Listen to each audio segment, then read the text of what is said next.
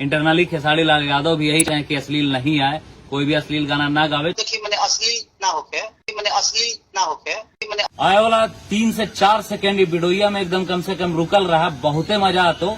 जे लोग हमार विरोध कराते ओकरा ला भी और जे लोग हमार सपोर्ट कराती ओकरा ला भी। सिनेमा लायक कुछ गाना हमरे के भेजी। Love song sad song type के लव सॉन्ग और देखिए मैंने अश्लील ना होके नमस्कार प्रणाम हवा सबके।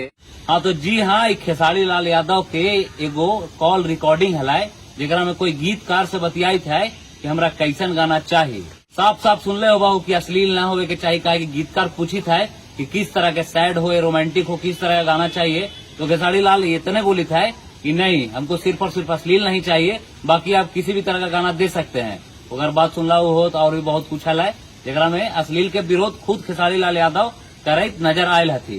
तो जितना लोग जितना लोग हमारे विरोधी हथी हथी कि मुहिम के कोई असर न है, और जितना यूट्यूबर सोशल मीडिया के लोग जो हमारे सपोर्ट न कराती ओकर गाल पर ही खड़े तमाचा हो बेटा कि सुन। वो बात अलग है कि खुद का है वो खेसारी लाल यादव चाहे न होती, वो आके भले से कोई मीडिया पर ही सोशल मीडिया पर ही न कहला चाहे कि हम अश्लील के विरोध करते हैं, लेकिन इंटरनली ओकर चाहत भी यही रहा है कि अश्लील कैसू खत्म हो जाए।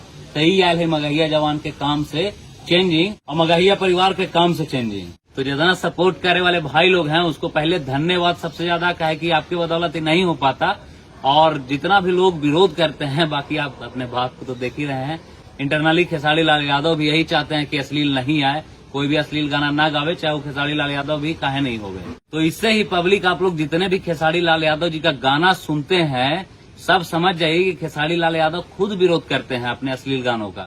आप भी अगर उनके गानों को विरोध करिएगा तो उसमें भी वो खेसारी लाल यादव खुश होगा, कोई दुखी नहीं होगा, और फिर से वो अश्लील गाना ना लाके बढ़िया गाना लावे की कोशिश करेगा। लेकिन आप लोग भी थोड़ा सा सपोर्ट इसमें कीजिएगा, तभी ये संभव है। कलाकार बढ़िया गाना लाएगा और आप उसको सुनिएगा नहीं, आप खोजिएगा खाली अश्लील, और कलाकार ही चाहता है कि हम बढ़िया गाना लावें। उसका सीधा साधा उदाहरण आप देखें, एग्जाम्पल देखें, तो सबसे ही नहीं हो रहा है हाथ जोड़ के। और भाई खेसारी लाल यादव से भी बहुत बहुत धन्यवाद कि कम से कम फ्रंट कैमरा पर तो ना है, लेकिन कहीं बैक फुट पे नजर आवी था कि अश्लील हमरा न गावेला है। एकदम उम्मीद है कि अश्लील न गावेला है और एकरा एकदम कायम रखा। और अभी बहुत दिन से देखी थी कि अश्लील तो कोई गाना ऐसा ना भी था। बाकी लास्टली मगहिया परिवार के दिल से बहुत बहुत शुक्रिया, इतना ऊपर तक चलेला अपन मुहिम के चलावेला। बाकी नमस्कार प्रणाम, जय मगध जय बिहार।